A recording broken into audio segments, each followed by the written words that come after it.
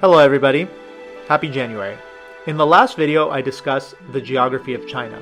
This week I dive deeper into Chinese history and focus on the beginnings of Chinese civilization.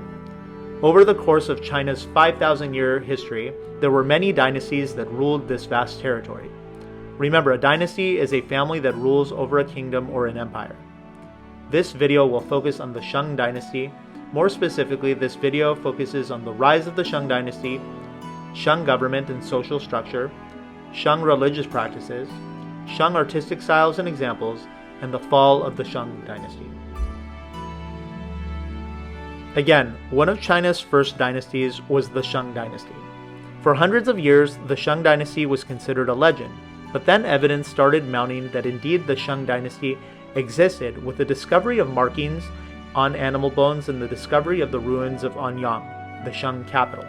The Shang Dynasty ruled from 1750 BCE to 1040 BCE, and it started in the North China Plain near the mighty Huanghe River. Eventually, the Shang Dynasty collapsed, and I will talk more about that towards the end of this video. Next on the list is Shang Government. What was the Shang Government like? Shang kings kept their power through family ties and using the strength of their military. Shang society was divided into 6 social classes. These included the king and his clan, the nobles, who were the landowners, the artisans, people who made things, traders, people who bought and sold things, farmers, people who grew and raised things, and slaves, who were the lowest social class with little freedom. When a king died, the power was transferred to another brother or the king's son.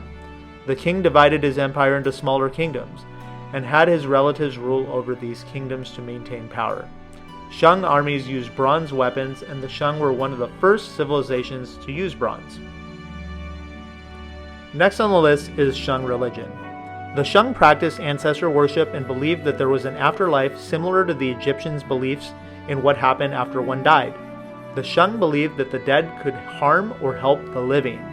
To respect their dead ancestors, the Shang gave offerings of food and even human sacrifices. Sometimes the remains of the ancestors were buried underneath Shang homes. Oracle bones were used to seek the advice of the ancestors. An oracle bone is a piece of animal bone from turtle shells or sometimes the shoulder blade of a cow. Holy men would crack the bones under heat and read the cracks to give advice to the king. The next topic is Shang Art. Shang artists were very skilled at using bronze. They made vessels made of bronze with geometric designs and pictures of fantastic creatures. Another example of art was the animal mask called a Tao Tie. I hope I'm pronouncing that right. The Shang also made jewelry and other pieces from jade. Jade is usually green in color and is considered a precious stone.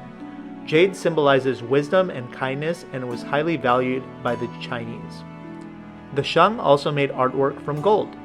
For example, here's a piece called the Sun and Immortal Bird gold foil.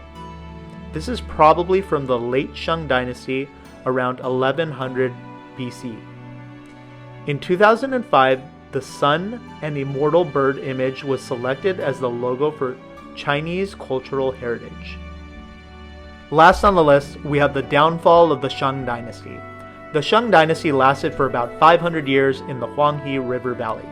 But just like all empires, they rise and they fall.